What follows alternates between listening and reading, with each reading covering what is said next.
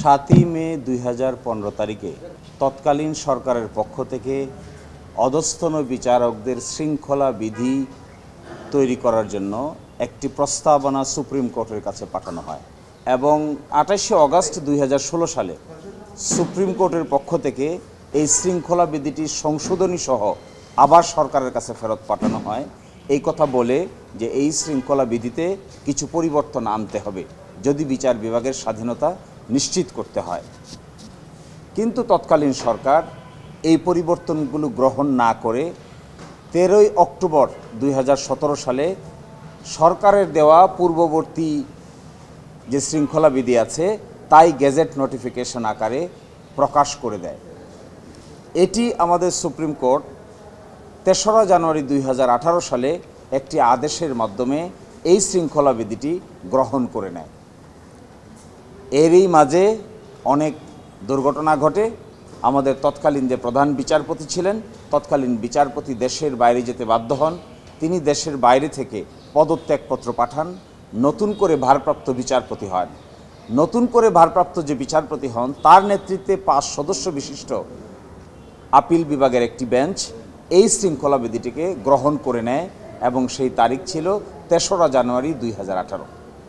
এই অর্ডারটিকে চ্যালেঞ্জ করে আমরা রিভিউ আবেদন দায়ের করেছিলাম যে সুপ্রিম কোর্টে অতীতের যে অর্ডার ছিল 9 জাজের সমন্বয়ে সেই রায় রিভিউ না করে শুধুমাত্র 5 জজের সমন্বয়ে পরবর্তীতে অ্যাক্টিং প্রধান বিচারপতি এই ধরনের আদেশ দিতে পারেন না। এটি সুপ্রিম কোর্টের অতীত আদেশের প্রতি অবমাননা প্রদর্শনের শামিল। এইটি শুনানি হয়েছিল, উভয় পক্ষকে শুনানি শেষে আজকে আদেশ হয়েছে।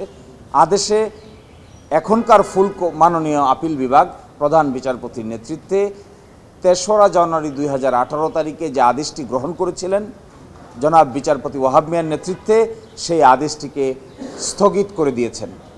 একই সাথে নিম্ন আদালতের যে শৃঙ্খলা বিধি আছে তা এই ইন দ্য মিন টাইম যে সময় আছে সেটি কার্যকর থাকবে এবং একইভাবে আমাদের হাইকোর্ট বিভাগে যে রিট পিটিশনটি শুনানি হচ্ছে সংবিধানের 116 অনুচ্ছেদ নিয়ে, এই শুনানি যথাযথভাবে চলবে। এই 3টি আদেশের মাধ্যমে আজকের এই রিভিউ পিটিশনটি নিষ্পত্তি করা হয়েছে এবং লিভ গ্রান্ট করা হয়েছে। এই আদেশের ফলে প্রথম যেটি হলো, জনাব বিচারপতি ওয়াহাব মিয়ার নেতৃত্বে যে আদেশটি দিয়েছিলেন শৃঙ্খলা বিধিকে গ্রহণ করে, এই আদেশটি স্থগিত হয়ে গেল, ওই আদেশের আর কোনো কার্যকারিতা থাকলো না।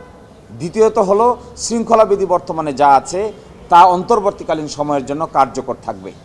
আর তৃতীয়ত হলো হাইকোর্ট বিভাগকে নির্দেশনা দিলেন 116 অনুচ্ছেদকে নিয়ে যে রিট পিটিশনটি শুনানি হচ্ছে এই রিট পিটিশনটি শুনানি করতে আর কোনো বাধা থাকলো না।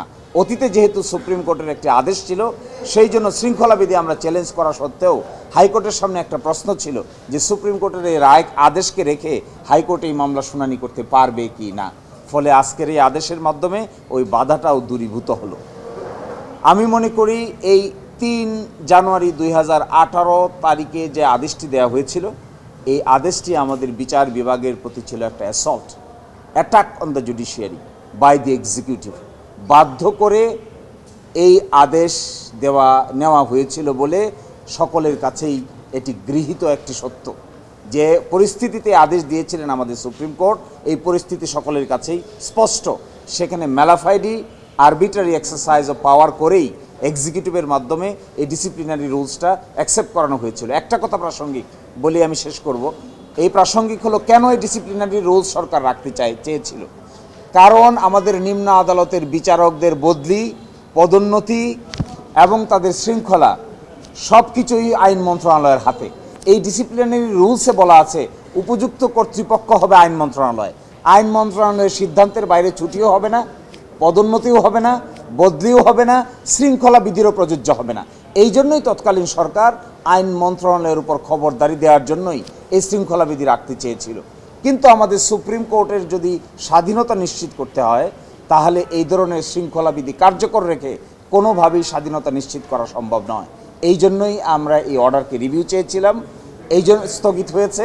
আশা করি পরবর্তী পদক্ষেপ সাংবিধানিকভাবে আমরা গ্রহণ করব। এবং বলছেন সুপ্রিম হাইকোর্টে স্পেশাল বেঞ্চে যে মামলাটি শুনানি হচ্ছে এই শুনানি হওয়ার ক্ষেত্রে আর কোনো বাধা থাকবে না।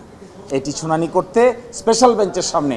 আর কোনো নির্ধারিত বাধা এই কথা বলা যাবে না যে সুপ্রিম কোর্টের অ্যাকসেপ্টেন্স আদেশ আছে সেই জন্য আপনি এটা ওপেন করা ঠিক হবে না, এরকম কোনো বাধা আর কার্যকর থাকলো না। শৃঙ্খলা বিধিকে স্থগিত করা হয়নি, করা হয়েছে শৃঙ্খলা বিধিকে গ্রহণ করে আপিল বিভাগের আদেশটাকে স্থগিত করা হয়েছে। কারণ এটা যৌক্তিক কথা, একটা শৃঙ্খলা বিধি সরকার গেজেট নোটিফিকেশনের মাধ্যমে জারি করেছে, সুপ্রিম কোর্টে এটা গ্রহণ কিংবা বর্জনের কোনো কার্যকারিতা এখানে নাই। এটি হাইকোর্ট ডিভিশন যা নাকি রিট পিটিশন করার পরে এটি শুনানি করে ঠিক করবে এটি ঠিক হলো না বেঠিক হলো।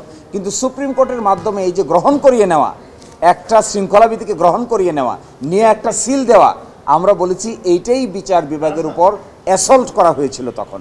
এই অ্যাসল্ট থেকে বিচার বিভাগ আপাতত মুক্তি পেল। বর্তমানে নিয়োগ বদলি পদায়নের ক্ষেত্রে যতদিন পর্যন্ত নতুন কোনো সিদ্ধান্ত হাইকোর্ট বিভাগ না নিয়েছেন ততক্ষণ পর্যন্ত বর্তমান শৃঙ্খলাবিধি প্রযোজ্য থাকবে। তার আগ পর্যন্ত এই প্রযোজ্যতা সাপেক্ষে হাইকোর্ট বিভাগ শৃঙ্খলাবিধি সাংবিধানিক নাকি অসাংবিধানিক তা বিচার করবে।